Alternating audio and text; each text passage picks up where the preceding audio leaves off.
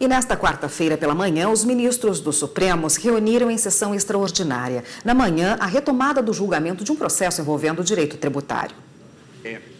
O recurso extraordinário analisado pelos ministros trata da restituição de impostos sobre comercialização de mercadorias e serviços cobrado de forma presumida e pago de maneira antecipada. O caso chegou ao Supremo porque uma empresa questionou o acórdão do Tribunal de Justiça de Minas Gerais, que entendeu que a restituição só deve ser feita se o fato gerador daquele imposto não for realizado. O argumento da parte recorrente é de que a restituição também deve ser feita quando o valor do fato gerador também seja inferior ao daquele cobrado de forma antecipada. Hoje o julgamento foi retomado com o voto do ministro Luiz Roberto Barroso. Para ele, a cobrança antecipada de valor maior deve ser restituída em caso do fato gerador não ser realizado, ou quando tiver valor inferior. A lógica do meu voto é, se é possível apurar, e tanto é possível que os estados instituíram leis permitindo a restituição da diferença. Então, se é possível apurar o que é real, eu acho que não se deve trabalhar com uma presunção definitiva. Se a operação subsequente for em dimensão econômica superior à da presunção, o fisco pode cobrar a diferença também. Ele acompanhou o voto do relator ministro Edson Fachin, que havia votado na sessão anterior, dando provimento ao recurso. Voto divergente teve o ministro Teori Zavascki.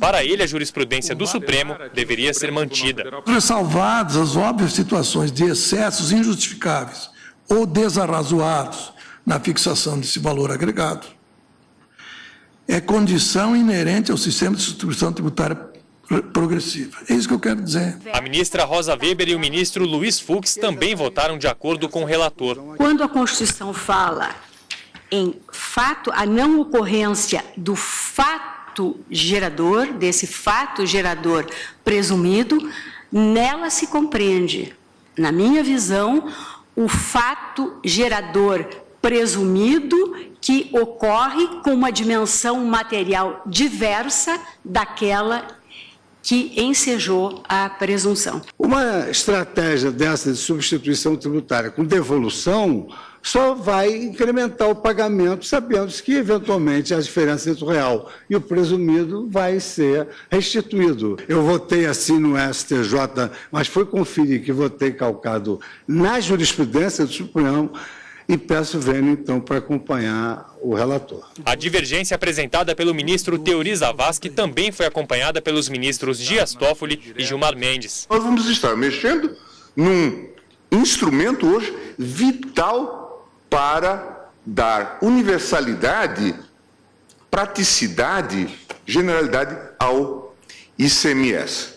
Portanto, pelas razões jurídicas, pelas razões práticas, pela jurisprudência do Supremo, voto no sentido de desprover o recurso na linha do voto do ministro Teori Zavascki. Depois do voto do ministro Gilmar Mendes, foi a vez dos ministros Marco Aurélio e Carmen Lúcia votarem. Ambos acompanharam o voto do relator, mas o julgamento foi suspenso, pois os ministros Celso de Mello e Ricardo Lewandowski estavam ausentes justificadamente. A presidente do Supremo, ministra Carmen Lúcia, vai aguardar o voto de ambos no recurso e na formulação da tese, já que o processo teve repercussão geral reconhecida. A decisão tomada neste recurso valerá para estados que não têm legislação específica sobre o assunto. Bom, e para detalhar a sessão de hoje no plenário, está aqui a consultora jurídica da TV Justiça, Gisele Reis. Boa tarde, Gisele. Olá, Érica, boa tarde. Bom, a gente viu aí na reportagem do Gabriel que matéria jurídica dominou a sessão hoje, né? É verdade, foi a matéria tributária, né, inclusive. Jurídica ou tributária.